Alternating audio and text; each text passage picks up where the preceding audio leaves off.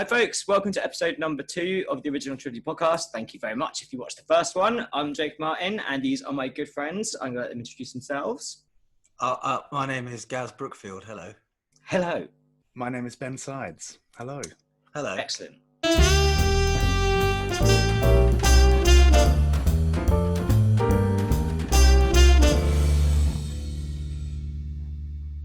How have you boys been doing since the last podcast? Pretty good. Yeah, pretty good. Thank you. Not a lot has changed. It's a couple of weeks on. We're still in lockdown 2, and I've been a good boy. I've only left the house to walk the dog like I'm supposed to. So yeah, Good man. Yeah. Wonderful. How about you, Sides? Yeah, not too bad. Same old. Yeah, like Gaz said, I guess I've been on a couple of kind of socially distanced walks with people as you're allowed to meet one person out of the house. It's fully law-abiding, so it's all right. Anyway, so as always, we're going to tackle 3 subjects. We're going to do that every single time we record. And this week's subjects are sex, drugs, and rock and roll. This is going to go really wrong. Yeah, so I definitely bagsied the easiest subject, I think. I thought I did. What did you get, Gaz? Yeah, I think I definitely got the best end of the 3-ended stick here. Okay. Which one did you go for? I like a divining rod. This is the divining rod of chat. Yeah, I chose drugs, but we can do them in order. So yeah, I guess. I guess we should. I drew the short straw, and I got sex. This is why I didn't want this subject. Okay, so sorry, listeners, we're not going to tell sex stories about ourselves because that would be a stupid idea. So I had to think about this lots, and I thought a funny way to tackle this, rather than talk about sex and politics and things, would just be the funniest sex-related story that you've ever heard. It doesn't even necessarily have to be true. It could be an urban myth. It could be, like something that we were told around the back of the bike sheds, or it could be something that happened that puts a smile on your face and you think it's amusing. And if this offends anyone, we're really sorry, but you can't tackle the subject of sex without talking about sex, and I thought this would be a light-hearted way to do it.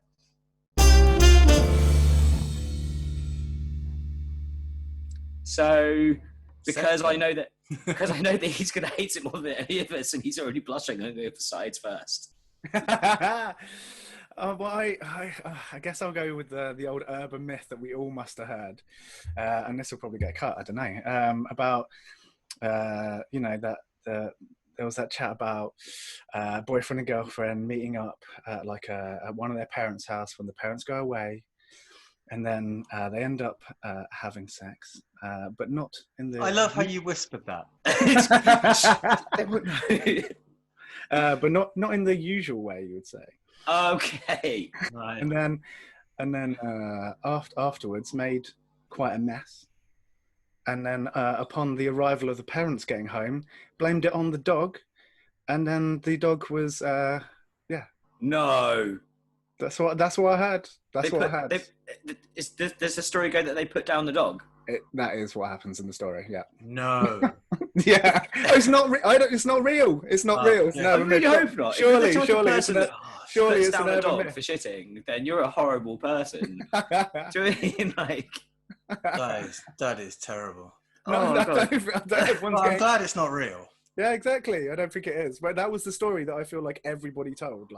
Whenever, I feel I've literally never heard that. I'd never heard that. You've literally ruined my month. just because I think it might be true. Was that did you hear that at school when you were a kid or something? Was that one of them that's kind of passed around the playground? Yeah. But it was always my mate's cousin's boyfriend's cousin's sister. It was always that sort of that detachment. And so, I don't think it's real. Don't worry, it's okay. Well, the ones you hear at school, I mean, when you're at school, this is also around the same kind of time that, people said you could get pregnant by sitting on a toilet seat and stuff. So kids at school are very imaginative, and obviously you don't have the kind of mental capacity to kind of detect bullshit at that age. I won't. No, there was a poor kid at my school who was told that if he didn't wear a condom all the time, 24/7, that he could get girls pregnant by looking at them, and apparently proceeded to do so. In later life, he admitted that he'd spent a ridiculous amount of his pocket money on condoms before he'd ever had sex. No, that's true. I actually did that. Yeah, kids are cool, man. He was in my science class. His name was. He was a nice guy. You can't broadcast that. You can't say his name. Oh shit! Yeah. That's gonna Wait, get cut out. can you bleep it out? Probably, yes. Play an amusing noise over the top of his name. His name was. Okay, Gaz, what about you? What's your most funny sex-related story you can think of? See, since you introduced this as the concept of your section of the chat 5 minutes ago, I've been racking my brains to try and think of anything that's remotely amusing or even broadcastable, and I can't think of anything. I really can't. I mean, it's because you're more old-fashioned than. Like, do you mean like you're allowed to say sex on air? It's okay. old-fashioned. I mean, you are really old, so therefore old-fashioned by proxy makes sense. Shots fired. Unbelievable. Unbelievable. But to be fair, yeah, I'm from a different generation and a more simple time. I can't think of anything. You're just going to end up shouting an anecdote suddenly after during another one of the chats, aren't you? If I do that, then I'll just edit it into now. And then we've got that little pause there to put that in. But I genuinely can't think of anything. Knowing that my parents are going to watch this, there's nothing I'm prepared to talk about with regards to sex, and that is. This was always going to be the problem. Yeah, this is why I didn't want to choose this subject. If your parents are watching, is there anything you'd like to ask them about sex? I seem a bit nervous about the entire thing. So, okay, you guys both know this story because it's not somebody that I knew directly. It was the housemate of a friend, it was not me. No, it literally was a housemate of a friend, and it starts off really nice. The gentleman in question of this couple we're going to talk about was a very shy person who really liked to barmaid at a local pub that we went to when we were younger. And eventually, after much kind of boosting from friends, he asked her out on a date. She said yes. He was very excited. This is a very nervous guy. He hasn't really dated before. And apparently the story goes that they did go out on a date. The date went well. They went for an Indian curry. They went for some drinks. And suspicious about that. Yeah. See, it's already starting to ramp up. Anyway, they went back things went well. So they did the deed. So Sides doesn't blush. And at one point, the gentleman in question woke up and realised that, much like the dog in your story, that he had actually made a bit of a mess whilst sleeping. And I can understand. I mean, I want to make this really clear. Like, I do not agree with how this guy dealt with this at all. And I really do hope that this is an urban myth, not a story. I've been told that it was true. I think I've heard this. But yeah. Rather than wake up the lady and kind of apologise, he went to the bathroom, washed himself off. He then got a biro pen, took a bit of poo, smeared it around her bum, and wrote her a note saying, "I don't think we can see each other again," and did one out the bathroom window. Now, that is the story. I really hope to God that is not true, but I can't help. That one just stuck out to me because it's just levels of horrific. And if it is true, I mean... both of your stories aren't really sex stories. They're both poo stories. It involves sex somewhere. It really is. I mean, yeah. Right, so we've got through what I would imagine to be the more awkward section of the podcast quite quickly and with only 2 poo stories. So I think we've done very well. So we're moving on to the section that we'll thrive on, being drugs. So that is you guys. That's me. So then, drugs. Drugs are bad. Drugs are bad. Don't take drugs. Right, now we've got that out of the way. Let's talk about taking drugs. I wanted to really talk about drugs and musicians, really. And I wanted to start with the Bill Hicks quote.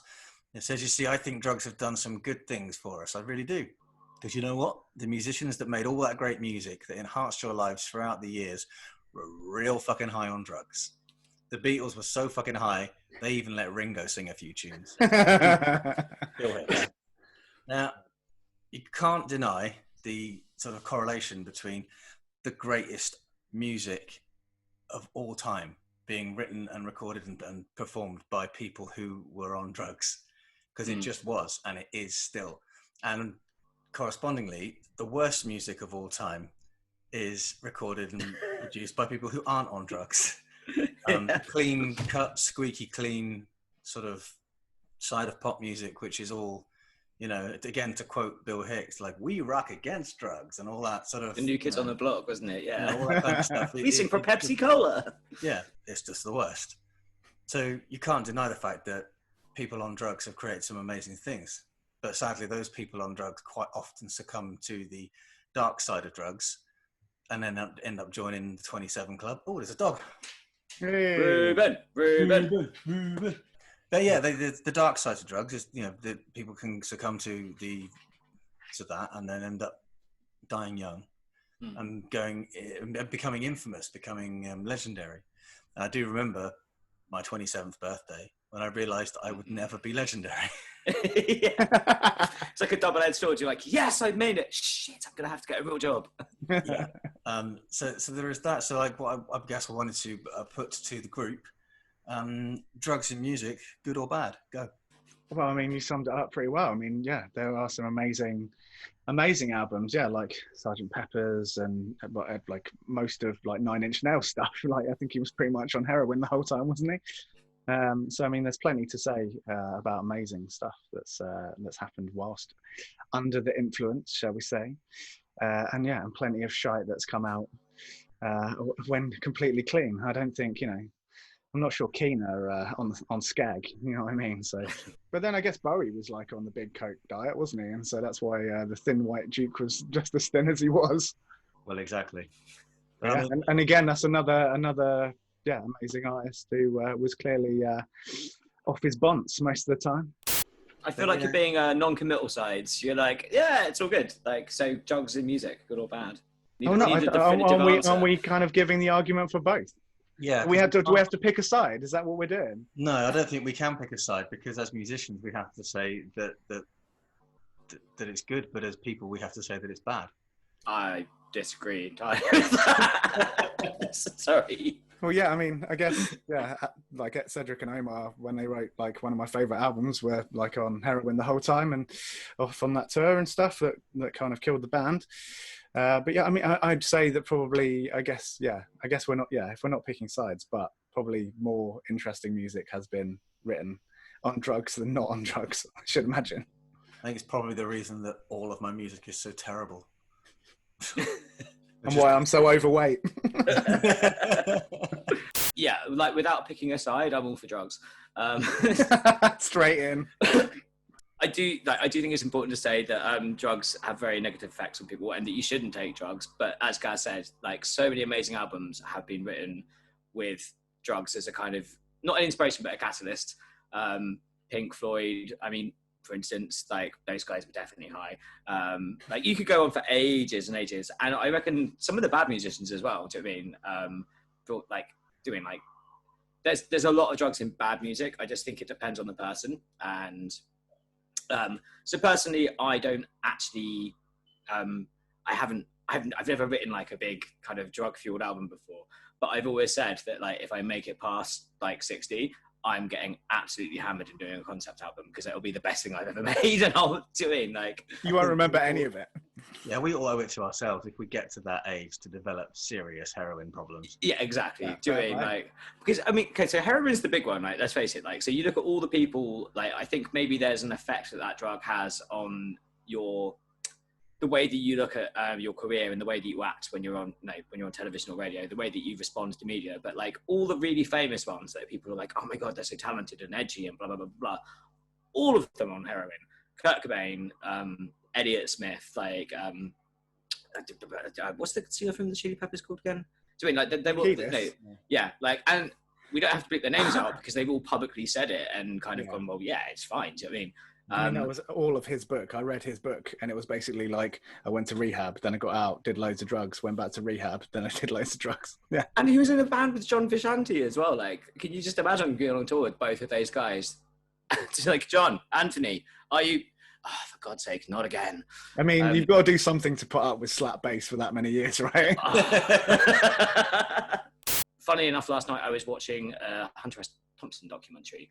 And obviously, Hunter S. Thompson, for those of you that don't know, invented his own style of journalism called gonzo journalism, where basically he just got as high as a kite, went to write about, you know, what he was meant to be writing about, and just pieced everything together from like his notes and his tapes from when he was on these massive drug benders, which worked for like 3 books. He became incredibly famous. He was involved in American politics. And then as the documentary went last night, eventually his body and his mind started to kind of go, and, you know, he ceased to be able to write as well as he used to. So I think, yeah, like very good for kind of from a creative standpoint, like for certain people, but then there's always to quote my, to quote every drug counter in the world, you know, for every high, there's a low. So I don't think I've got much more respect for musicians that do it sober, if that makes sense.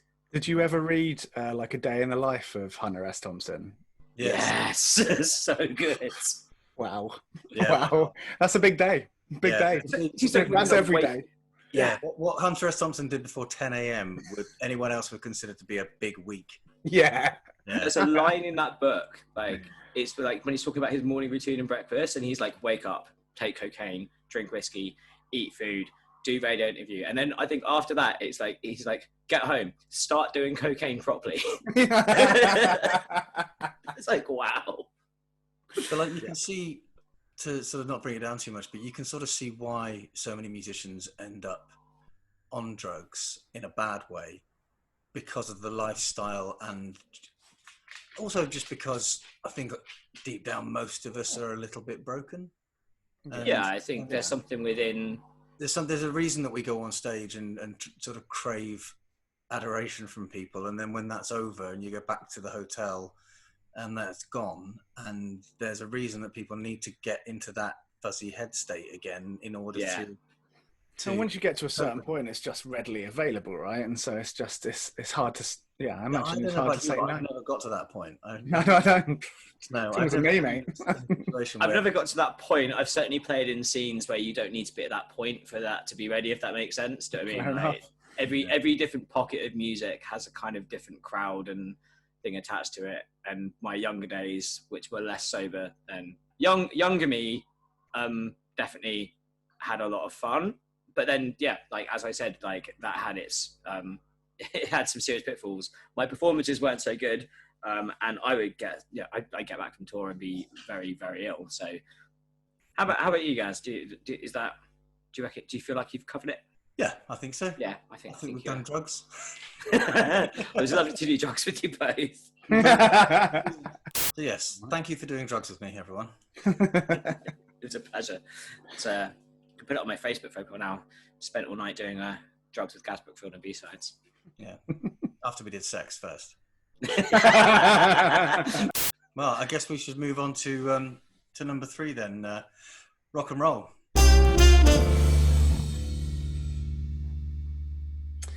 All right. Well, I'll keep it light. But so Aretha Franklin got inducted into the Rock and Roll Hall of Fame this week. Really? But as we all know, apparently this week, 65 years ago, it was in fact Marty McFly that introduced rock and roll to us all when he played Johnny B. Good at the Enchantment Under the Sea dance. Of course. In Back to the Future. So my question is to you: what's your favourite bloody Back to the Future film? Segue of the century. Yes. Wow. I'm gonna say Back to the Future 3. 3? Yeah. Give me some reasons. I don't know. Like I feel like I got into them when they were already all out. So my stepdad Pete, he had all 3 of them on VHS. So I had most weekends I would sit down and I'd watch them all back to back, and I really liked the Wild West thing going on. And I think by the time you got to the 3rd movie, those kind of revolving jokes, the kind of like by movie number 3, you kind of know what you're getting, but you're kind of sitting there the first time you see it going, how are you going to do this in the Wild West? Like, how are you going to do Biff Tannen? Like, how are you going to get a band in there? Like, and having ZZ Top do the dance. Yeah. Amazing. Like every part of that film, I think, because obviously, they were bounce around the past and the future. I was like, well, where can you go from here? You've done one in the past, you've done one for the future, and I think they absolutely nailed it. And yeah, I just the train time machine. I mean, that is so old school and done so well. And yeah, ZZ Top, like the manure, it's in there again. Like you know exactly what you're getting each time, and it's just the McFly family, like that live in that time, are just priceless. You know what? I think I saw number 3 at the cinema 3 times. Shit. And I saw the first one on VHS, and it was the first ever movie I'd ever seen, ever. Yeah, because it came out in 85, right? Or 86? So It's 86, I think, but it was based in 85, wasn't it? Yeah, so I might be 7 or 8 years old. Maybe we had a babysitter looking after me and my sister. We watched Back to the Future, and it was the first movie I ever saw. So for me, the first one is the best one. Yeah, I think I first watched the first one when I was being babysat as well. That's a really weird coincidence. What is it about the first movie? Like, because obviously you watched the subsequent sequels afterwards and still decide. So is it the nostalgia thing, or do you think it's a better movie? Everything about it. Who didn't want to be Marty McFly? He's got a little yellow guitar and a shiny plectrum, and he goes brown at massive. He turns all the knobs up. Yeah, and he goes flying across the room because of the power of the rock and roll. I mean, like, who didn't want to be Marty McFly? Like, you were a kid; it was just the coolest thing.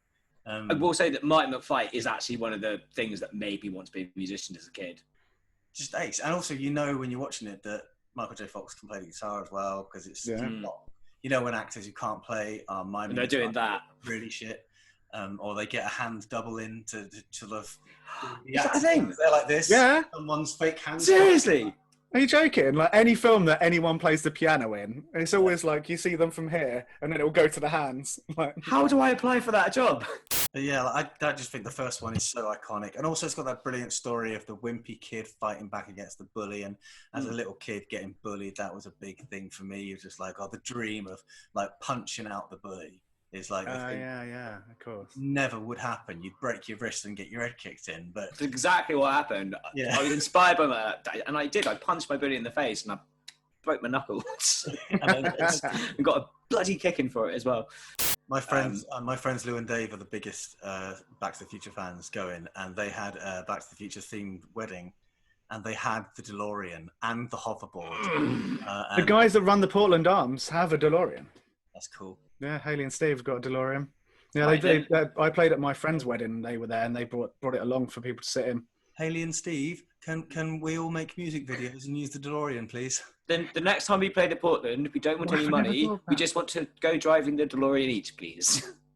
One, please. Anyway, Sides, you haven't told us your favourite.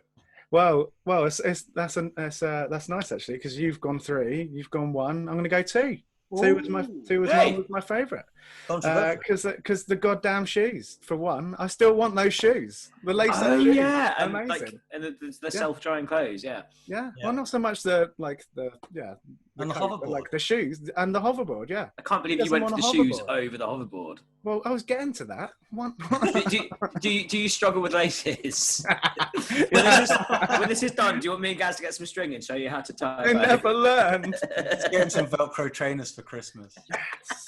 We used to have Velcro in assembly at school, and one kid with Velcro trainers would go like, and then the kid over the other side of the hall would go, and then by minutes later there'd be 50 kids all going. I'm imagining like an orchestra, like. It's conducting Velcro. Yeah. But it's like when you're trying to annoy the teachers and one kid starts humming. Yeah. Oh, just that low. Who's that? And you go, well, it's not me. As you start speaking, the kid next to you goes, That is a classic substitute teacher wind-up. Yeah. So yeah, Back to the Future 2 then. Sorry. Yeah, man. It's got everything. It's amazing. It's just, I think it's just that little look into the future kind of just made... past now. Sorry? We've gone past that date. Yeah. Which is crazy. Isn't that weird? Yeah. That's an interesting one, isn't it? Like, 'cause obviously we all grew up watching films that were set in the distant future, and a lot of those films we've now surpassed that date. Are there any films that you think that got the future vaguely correct? Probably not. But there's 2 Blade Runner now. Blade Runner's the one. Yeah, because personally, I'm pissed off. Like, my car still has wheels rather than wings. I have to cook my own food. Doesn't come in pill form. Yeah, exactly. We're back to drugs. You really threw me when you were doing your when you said the Bill Hicks quote. I thought you were going to go for. Now, don't get me wrong. Not all drugs are good. Some of them are great. Yeah. Okay, getting back to Back to the Future. You went for 2, which are you like are you going for 2 because of the, like you said, the shoes and the hoverboard and just the way it was done, or do you think it has a better plot than the other 2? I think it was the one that kind of got my imagination racing a bit more, kind of just like that little look in. I think it was one of the first movies I'd ever seen that kind of did that look into the future. I wonder what it's going to be like in years to come. And so it kind of, it just kind of, set it kind of racing and what might be possible. Maybe we will have hoverboards and flying cars, and suddenly, it seemed very exciting. We do have hoverboards. They're just very expensive, and they don't hover, and they've still got wheels. Don't actually. That's not a hoverboard. That's a twat scooter. What were those things that? Were they sort of like the things that, like, I think they were banned, weren't they? But the things with 2 wheels, was that sold as a hoverboard? That's what they call hoverboards. How can they call them hoverboards? They've got fucking wheels. They're illegal now, aren't they? Are they? Yeah, they kept catching fire and setting fire to kids' feet. When I was living in Brighton, there was far too many hipsters hoverboarding through the lanes, like blasting out drum and bass and various tunes. Just and straight into the sea, hopefully. Well, look, so I think we've covered sex a little bit. We've covered drugs more extensively, and we've covered rock and roll very, very tenuously. I would say we didn't even touch it. Oh, come on now. I think we've covered those 3 subjects. So once again, 3 idiots talking about 3 things that are vaguely related. I think we've achieved our goal again, boys. Well done. We have, and hopefully we didn't offend too many people. If you have any suggestions for other things you'd like us to talk about, chuck them in the comments on the YouTube or on the Facebook page. Yeah, basically we're just looking for anything that comes in 3s. So you're looking at sort of, breakfast, lunch, dinner, morning, noon and night, mains, starter, mains and pudding. Pudding. Well, we'll take your suggestions on board anyway, because they've got to be more interesting than any of the crap that we can come up with. It's all the sex, drugs and rock and roll. It's Town or Brain and Sintermush. Well, it's been an absolute pleasure to talk to you guys. Absolutely, mate. I hope I will be in a room with you boys at one point soon. Either just catching up or hopefully maybe even playing a gig. 2021 could be the year. What is gig? Please explain. But yeah, fingers firmly crossed. Thank you very much to everyone for tuning in, and send us some ideas for what we can do for you next month. And it's been amazing to talk to you both. So should we do the wave? Like, you're gonna put some like funky jazz music, and I'll put the funky jazz music on as we all wave like idiots. Okay, so music in 3, 2, 1.